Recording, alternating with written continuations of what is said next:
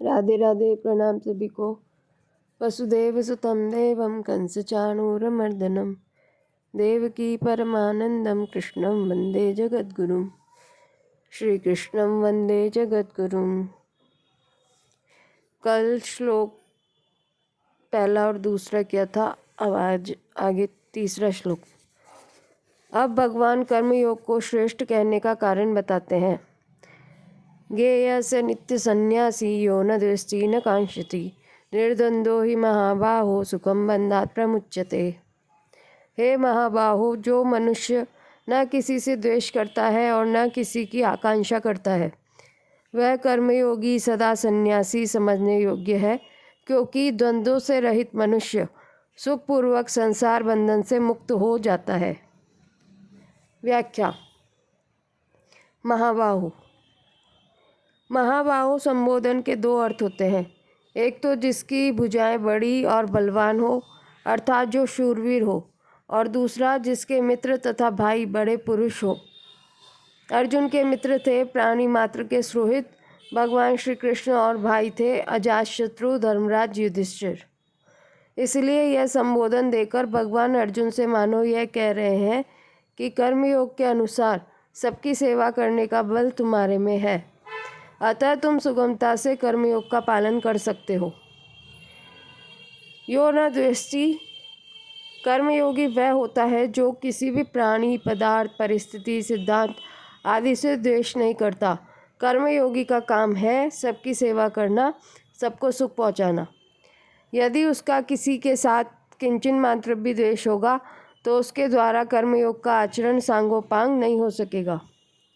अतः जिससे कुछ भी द्वेष हो उसकी सेवा कर्मयोगी को सर्वप्रथम करनी चाहिए। सबसे पहले न द्वेष्टि पद देने का तात्पर्य यह है कि जो किसी को भी बुरा समझता है और किसी का भी बुरा चाहता है, वह कर्मयोग के तत्व को समझ ही नहीं सकता। मार्मिक बात। प्राणी मात्र के हित के उद्देश्य से कर्मयोगी के लिए बुराई का त्याग करना जितना आवश्यक है उतना भलाई करना आवश्यक नहीं है। भलाई करने से केवल समाज का हित होता है, परंतु बुराई रहित होने से विश्व मात्र का हित होता है। कारण यह है कि भलाई करने में सीमित क्रियाओं और पदार्थों की प्रधानता रहती है, परंतु बुराई रहित होने में भीतर का असीम भाव प्रधान रहता है। यदि भीतर से बुरा भाव दूर न हुआ हो और बाहर से भलाई करे तो इससे अभिमान पैदा होगा, जो आसुरी संपत्ति का मूल है। भलाई करने का अभिमान तभी पैदा होता है जब भीतर कुछ न कुछ बुराई हो। जहाँ अपूर्णता होती है वहीं अभिमान पैदा होता है, परंतु जहाँ पूर्णता है वहाँ अभिमान का प्रश्न ही पैदा नहीं होता।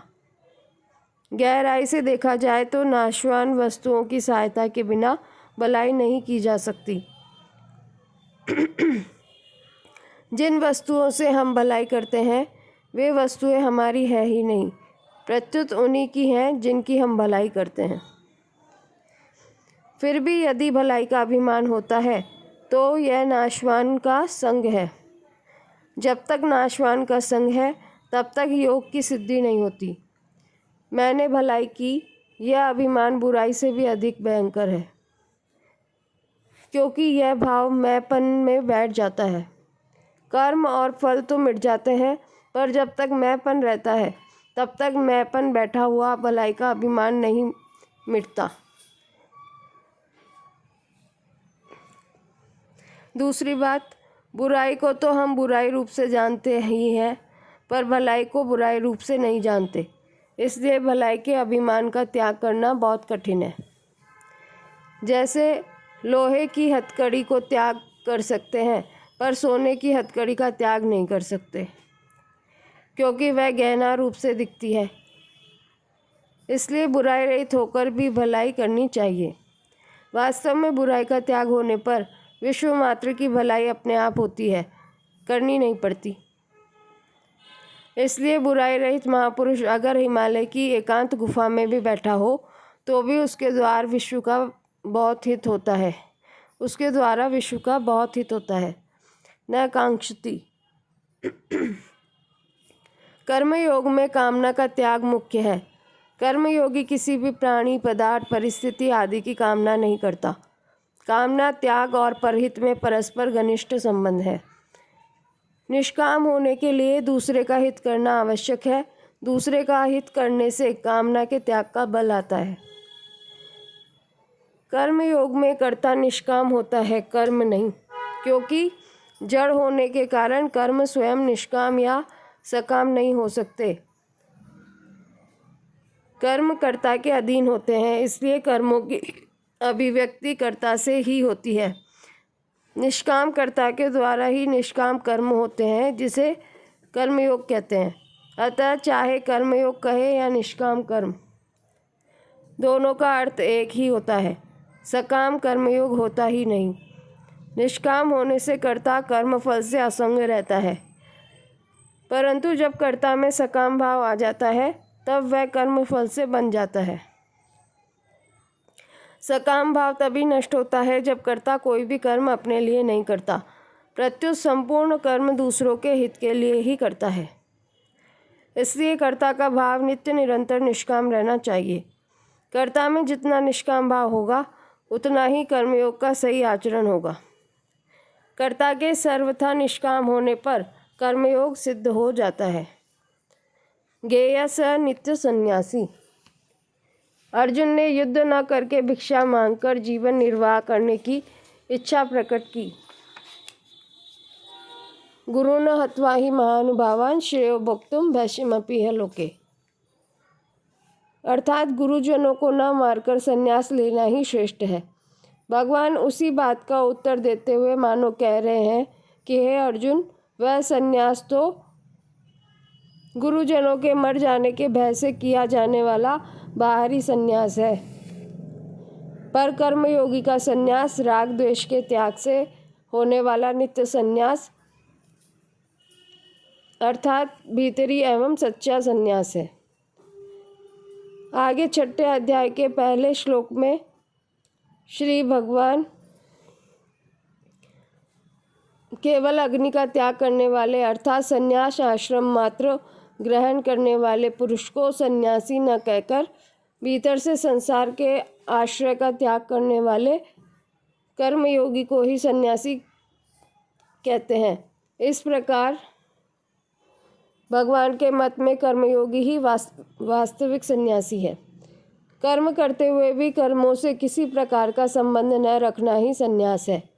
कर्मों से किसी प्रकार का संबंध न रखने वाले को कर्मों का फल कभी किसी अवस्था में किंचन मात्र भी नहीं मिलता, न तो सन्यासी नाम क्वचित।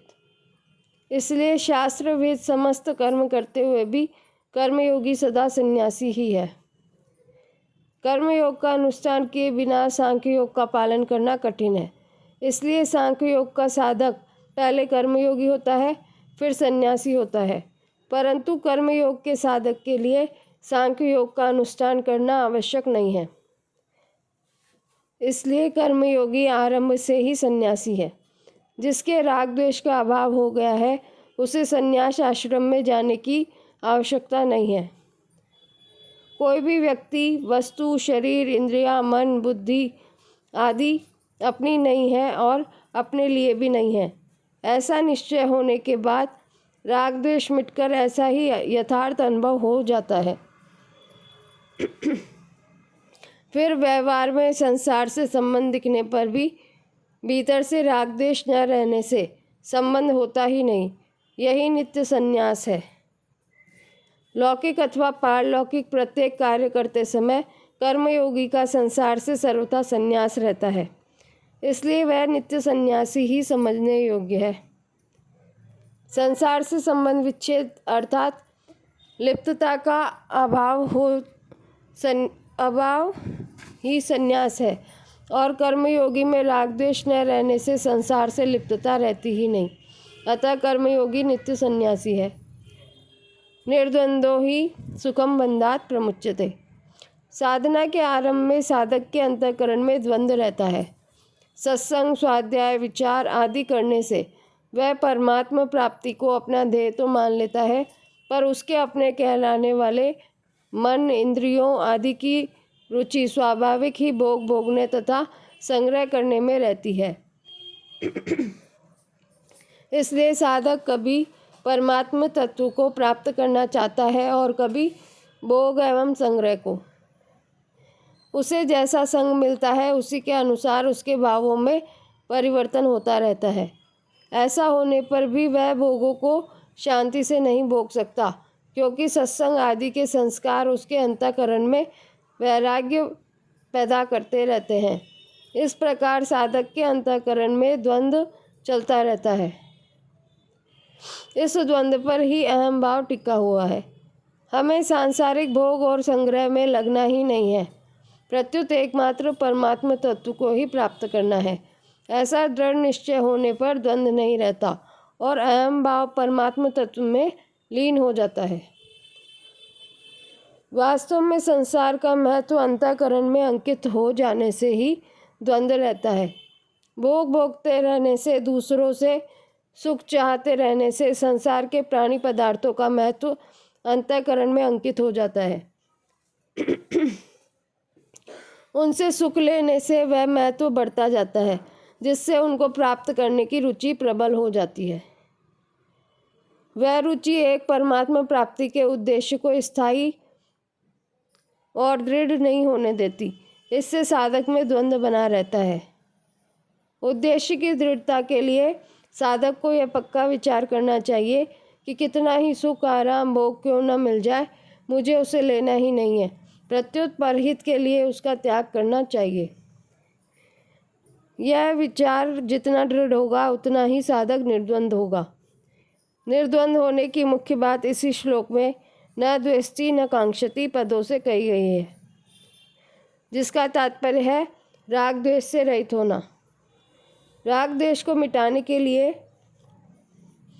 यह विचार करना चाहिए कि अपने न चाहने पर भी अनुकूलता और प्रतिकूलता आती है, अर्थात अपने चाहने पर अनुकूलता आती हो ऐसी बात नहीं है, और न चाहने पर प्रतिकूलता न आती हो ऐसी बात भी नहीं है।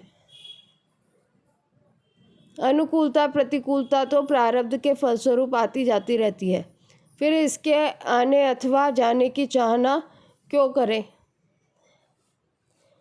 अनुकूलता के प्रति राग और प्रतिकूलता के प्रति द्वेष अपनी भूल से होता है।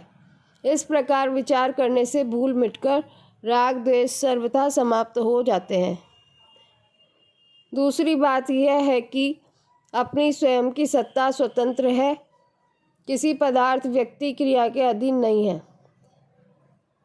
क्योंकि सुषुप्ति अवस्था में जब हम संसार को भूल जाते हैं तब भी अपनी सत्ता बनी रहती है।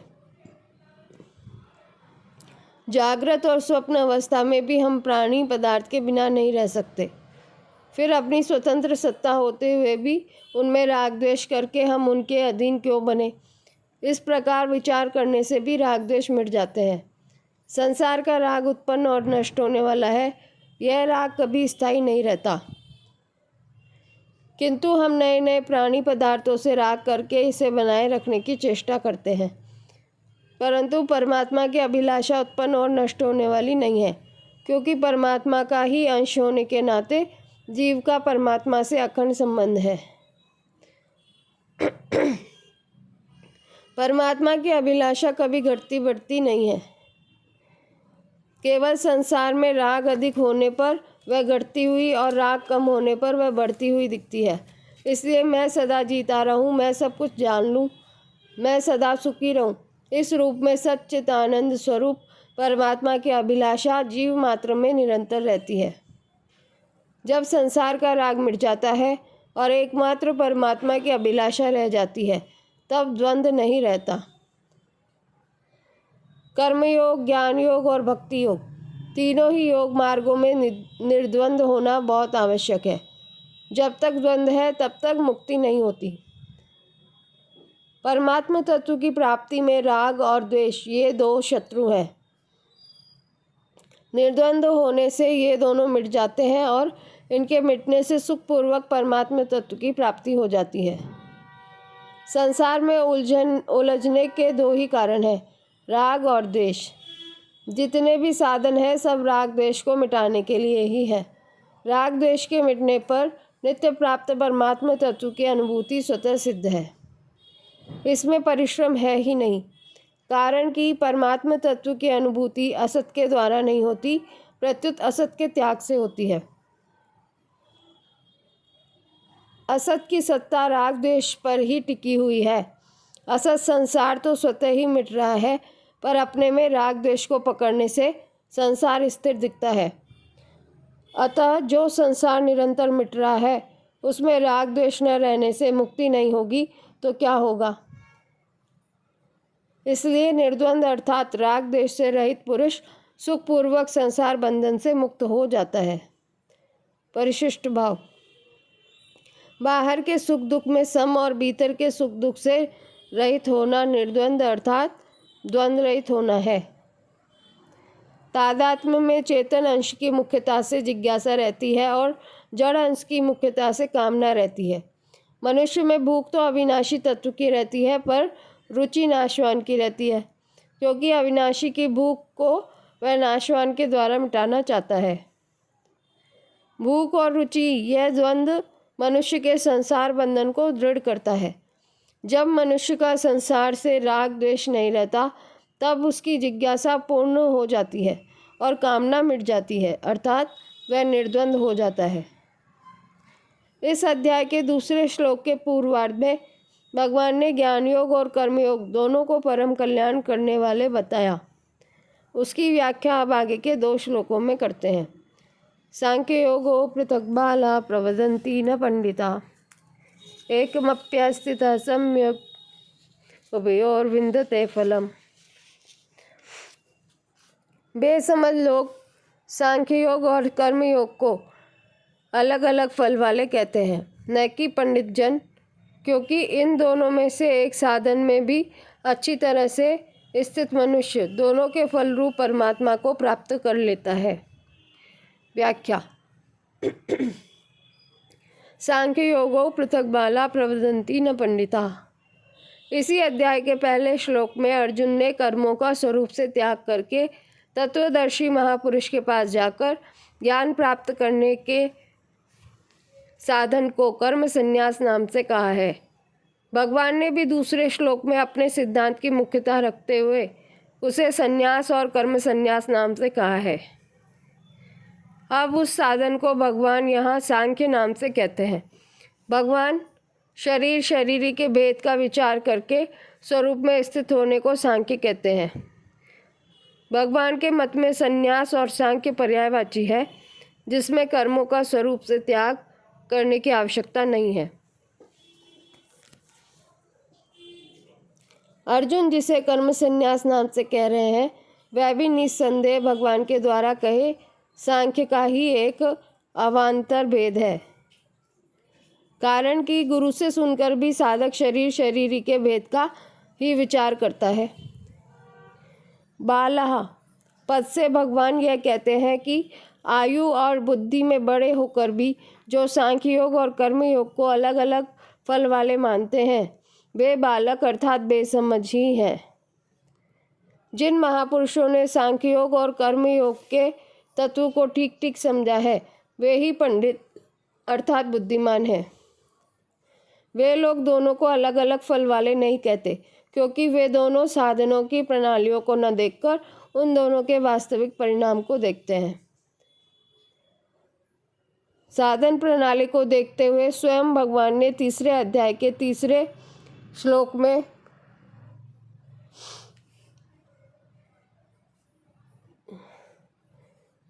सांख्य योग और कर्मयोग को 2 प्रकार का साधन स्वीकार किया है। दोनों की साधन प्रणाली तो अलग अलग है, पर साध्य अलग अलग नहीं है। एकमप्या स्थितः सम्यक् उभयोर्विन्दते फलम्। गीता में जगह जगह सांख्य योग और कर्म योग का परमात्मा प्राप्ति रूप फल एक ही बताया गया है। 13वें अध्याय के 24वें श्लोक में दोनों साधनों से अपने आप में परमात्मा तत्व का अनुभव होना बताया गया है। तीसरे अध्याय के 19वें श्लोक में कर्मयोगी के लिए परमात्मा की प्राप्ति बताई गई है और 12वें अध्याय के 4थे श्लोक में तथा 13वें अध्याय के 34वें श्लोक में ज्ञान योगी के लिए परमात्मा की प्राप्ति बताई गई है। इस प्रकार भगवान के मत में दोनों साधन एक ही फल वाले हैं। परिशिष्ट भाव। जो अन्य शास्त्रीय बातों को तो जानता है, पर सांख्ययोग और कर्मयोग के तत्व को गहराई से नहीं जानता, वह वास्तव में बालक अर्थात बेसमझ है। गीता भर में अविनाशी तत्व के लिए फल शब्द इसी श्लोक में आया है। फल शब्द का अर्थ है परिणाम। कर्मयोग और ज्ञान योग दोनों साधनों से प्राप्त होने वाले तत्व को फल कहने का तात्पर्य है कि इन दोनों साधनों में मनुष्य का अपना उद्योग मुख्य है। ज्ञान योग में विवेक रूप उद्योग मुख्य है और कर्मयोग में परहित की क्रिया रूप उद्योग मुख्य है। साधक का अपना उद्योग परिश्रम सफल हो गया, इसलिए उसको फल कहा गया है। यह फल नष्ट होने वाला नहीं है। कर्मयोग तथा ज्ञान योग दोनों का फल आत्मज्ञान अथवा ब्रह्म ज्ञान है। कर्तव्य कर्म करना कर्मयोग है और कुछ न करना ज्ञान योग है। कुछ न करने से जिस तत्व की प्राप्ति होती है, उसी तत्व की प्राप्ति कर्तव्य कर्म करने से हो जाती है। करना और न करना तो साधन है और इनसे जिस तत्व की प्राप्ति होती है वह साध्य है। यस्यांख्ये प्राप्यते स्थानम तद्यो गैरपि गम्यते, एकम सांख्यम च योगम च यह पश्यति स पश्यति। सांख्य योगियों के द्वारा जो तत्व प्राप्त किया जाता है, कर्म योगी के द्वारा भी वही प्राप्त किया जाता है। अतः जो मनुष्य सांख्य योग और कर्मयोग को फल रूप में एक देखता है, वही ठीक देखता है। व्याख्या। यस्यांख्ये प्राप्यते स्थानम तद्यो गैरपि गम्यते। पूर्व श्लोक के उत्तरार्ध में भगवान ने कहा था कि एक साधन में भी अच्छी तरह से स्थित होकर मनुष्य दोनों साधनों के फल रूप परमात्म तत्व को प्राप्त कर लेता है। उसी बात की पुष्टि भगवान उपयुक्त पदों में दूसरे ढंग से कर रहे हैं कि जो तत्व सांख्य योगी प्राप्त करते हैं, वही तत्व कर्म योगी भी प्राप्त करते हैं। संसार में जो यह मान्यता है कि कर्म योग से कल्याण नहीं होता, कल्याण तो ज्ञान योग से ही होता है, इस मान्यता को दूर करने के लिए यहाँ अपि अव्यय का प्रयोग किया गया है। सांख्य योगी और कर्म योगी दोनों का ही अंत में कर्मों से अर्थात क्रियाशील प्रकृति से संबंध विच्छेद होता है। प्रकृति से संबंध विच्छेद होने पर दोनों ही योग एक हो जाते हैं। साधन काल में भी सांख्य योग का विवेक जड़ चेतन का संबंध विच्छेद कर्म योगी को अपनाना पड़ता है और कर्म योगी की प्रणाली अपने लिए कर्म न करने की पद्धति सांख्य योगी को अपनानी पड़ती है। सांख्य योग का विवेक प्रकृति पुरुष का संबंध विच्छेद करने के लिए होता है और कर्मयोग का कर्म संसार की सेवा के लिए होता है। सिद्ध होने पर सांख्य योगी और कर्मयोगी दोनों की एक स्थिति होती है, क्योंकि दोनों ही साधकों की अपनी निष्ठाएं हैं। संसार विषम है, घनिष्ठ से घनिष्ठ सांसारिक संबंध में भी विषमता रहती है, परंतु परमात्मा सम है। अतः समरूप परमात्मा की प्राप्ति संसार से सर्वथा संबंध विच्छेद होने पर ही होती है। संसार से संबंध विच्छेद करने के लिए दो योग मार्ग हैं, ज्ञान योग और कर्म योग। मेरे सत्स्वरूप में कभी अभाव नहीं होता, जबकि कामना आसक्ति अभाव में ही पैदा होती है, ऐसा समझकर असंग हो जाए, यह ज्ञान योग है। जिन वस्तुओं में साधक का राग है, उन वस्तुओं को दूसरों की सेवा में खर्च कर दे और जिन व्यक्तियों में राग है, उनकी निस्वार्थ भाव से सेवा कर दे, यह कर्म योग है। इस प्रकार ज्ञान योग में विवेक विचार के द्वारा और कर्म योग में सेवा के द्वारा संसार से संबंध विच्छेद हो जाता है। एकम सांख्यम च योगम च यह पश्यति स पश्यति। पूर्व श्लोक के पूर्वार्ध में भगवान ने व्यतिरेक रीति से कहा था कि सांख्य योग और कर्मयोग को बेसमझ लोग ही अलग अलग फल देने वाले कहते हैं। उसी बात को अब अन्वय रीति से कहते हैं कि जो मनुष्य इन दोनों साधनों को फल दृष्टि से एक देखता है, वही यथार्थ रूप से देखता है। इस प्रकार चौथे और पांचवें श्लोक का सार यह है कि भगवान सांख्य योग और कर्मयोग दोनों को स्वतंत्र साधन मानते हैं और दोनों का फल एक ही परमात्म तत्व की प्राप्ति मानते हैं। इस वास्तविकता को न जानने वाले मनुष्य को भगवान बेसमझ कहते हैं और इसे जानने वाले को भगवान यथार्थ जानने वाला बुद्धिमान कहते हैं। विशेष बात, किसी भी साधन की पूर्णता होने पर जीने की इच्छा, मरने का भय, पाने का लालच और करने का राग, ये चारों सर्वथा मिट जाते हैं। जो निरंतर मर रहा है अर्थात जिसका निरंतर अभाव हो रहा है, उस शरीर में मरने का भय नहीं हो सकता, और जो नित्य निरंतर रहता है उस स्वरूप में जीने की इच्छा नहीं हो सकती। तो फिर जीने की इच्छा और मरने का भय किसे होता है? जब स्वरूप शरीर के साथ तादात्म्य कर लेता है तब उसमें जीने की इच्छा और मरने का भय उत्पन्न हो जाता है। जीने की इच्छा और मरने का भय ये दोनों ज्ञान योग से मिट जाते हैं। पाने की इच्छा उसमें होती है जिसमें कोई अभाव होता है। अपना स्वरूप भाव रूप है, उसमें कभी अभाव नहीं हो सकता, इसलिए स्वरूप में कभी पाने की इच्छा नहीं होती। पाने की इच्छा न होने से उसमें कभी करने का राग उत्पन्न नहीं होता। स्वयं भाव रूप होते हुए भी जब स्वरूप अभाव रूप शरीर के साथ तादात्म्य कर लेता है तब उसे अपने में अभाव प्रतीत होने लग जाता है।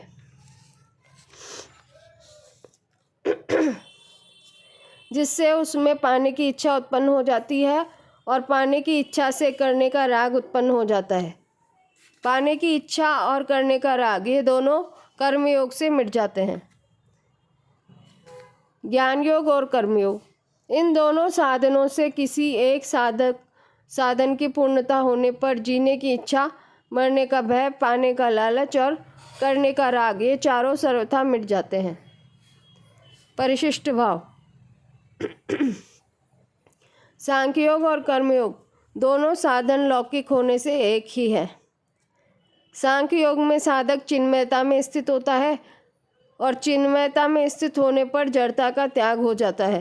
कर्मयोग में साधक जड़ता का त्याग करता है और जड़ता का त्याग होने पर चिन्मयता में स्थिति हो जाती है।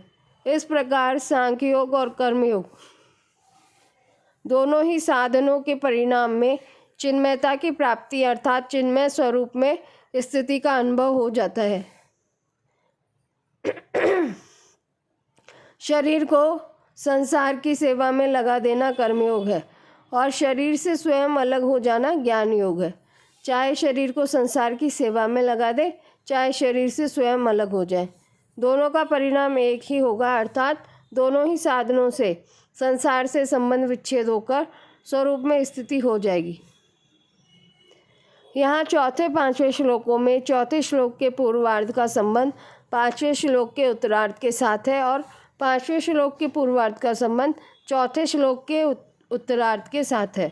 कर्मयोग, ज्ञान योग और भक्ति योग, इन तीन साधनों में ज्ञान योग और भक्ति योग का प्रचार तो अधिक है पर कर्मयोग का प्रचार बहुत कम है। भगवान ने भी गीता में कहा है कि बहुत समय बीत जाने के कारण यह कर्मयोग इस मनुष्य लोक में लुप्त प्राय हो गया है। इसलिए कर्मयोग के संबंध में यह धारणा बनी हुई है कि वह परमात्मा प्राप्ति का स्वतंत्र साधन नहीं है। अतः कर्मयोग का साधक या तो ज्ञान योग में चला जाता है अथवा भक्ति योग में चला जाता है। जैसे तावत कर्माणि कुर्वीत न निर्विदेत यावता मत्कथा श्रवणादौ वा श्रद्धा यावन्न जायते। तभी तक कर्म करना चाहिए जब तक भोगों से वैराग्य न हो जाए, ज्ञान योग का अधिकारी न बन जाए अथवा मेरी लीला कथा के श्रवणादि में श्रद्धा न हो जाए, भक्ति योग का अधिकारी न बन जाए। परंतु यहाँ भगवान ज्ञान योग की तरह कर्मयोग को भी परमात्मा प्राप्ति का स्वतंत्र साधन बता रहे हैं।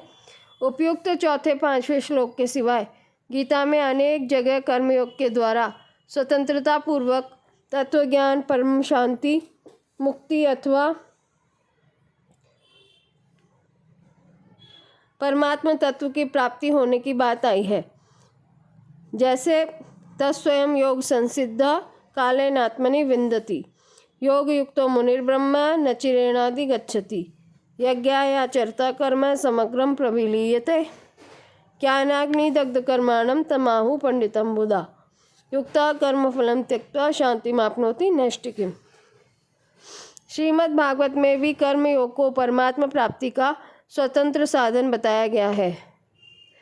स्वधर्मस्थो यजन यज्ञर्नाशी काम उद्भव न याति स्वर्ग नरकौ यज्ञयन्न समाचरेत।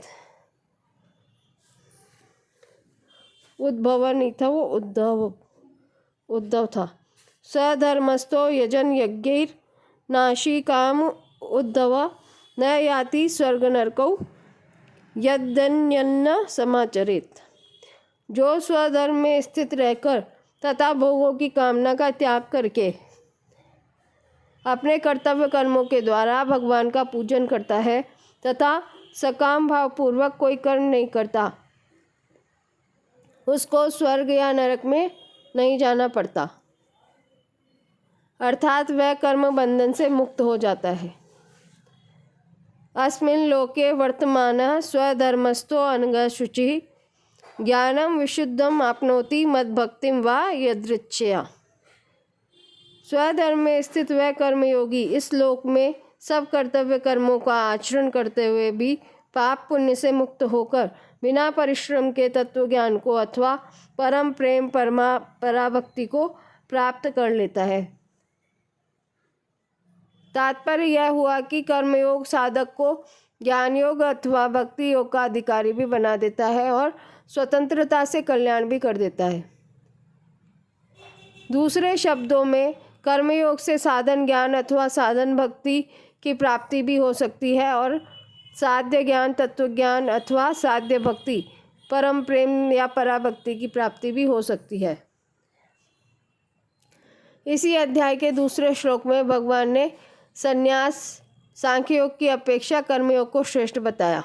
अब उसी बात को दूसरे प्रकार से कहते हैं। संन्यासस्तु महाबाहो दुःखमाप्तुं योगतः योगयुक्तो मुनिर्ब्रह्म न चिरेणादि गच्छति। परंतु हे महाबाहो, कर्मयोग के बिना सांख्य योग सिद्ध होना कठिन है। मननशील कर्मयोगी शीघ्र ही ब्रह्म को प्राप्त हो जाता है। व्याख्या।